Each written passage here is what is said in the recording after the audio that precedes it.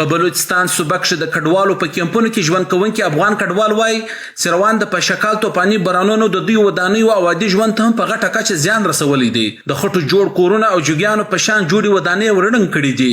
چې دوی اوس حیران دي چې څنګه یې جوړ کړي او بیرته خپل عادي ژوند ته راستانه سي. په حالت کې چې کوم مریضان پیدا کېږي یا همداسې یو کار پیدا کېږي موټران وګلیان ته نسي شوی کېدلی هلته ځکه اوبه وي خټې وي نو د یونیسیار حکومت پاکستان او اړوندو نورو ادارو څخه مې د یو افغان کډوال په اسپانیې دا هیله او غوښتنه ده چې زموږ کوم افغان کډوال ته چې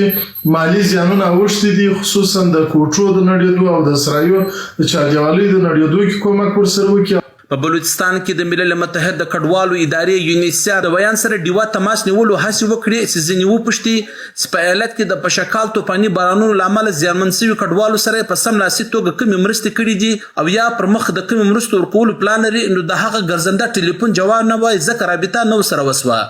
خو په بلوچستان کې بیړني مرستې رسونکي ادارې پی ډي ایم ډایرکټر فیصل پانیزي سره ډیوا تماس ونیوی نو هغه وویل په صوبه کښې سیلاب ځپلو سره د دوی مرستې روانې دي پر روان وخت کې به د افغان کډوالو ته هم د دوی لخوا مرستې ورسول سي. د سرانان ماجر کیمپ یو اوسېدونکي او د زایر وویل چې د کور دیوالونه اوس هم نړېدلي دي باید مرستندوی ادارې د دوی غم وخوري.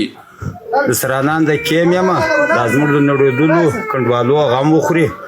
او یونیسیار والا څخه موږ دغه غواړو چې زموږ وګړیو ته باجرۍ واچوي وروره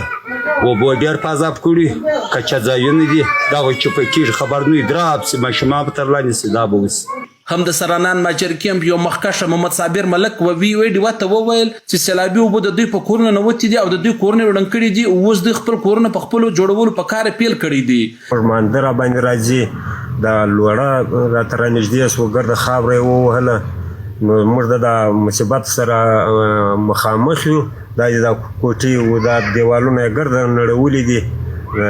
باید که آیاتان راځي آیاتان د آیاتي پشکې وکړي دا خلک دې وویني چې دا څه وایي چې دا بارانونه شروع سوي زه خپله دغه ګل کوم هلکان راسره دي مزدوران راسره دي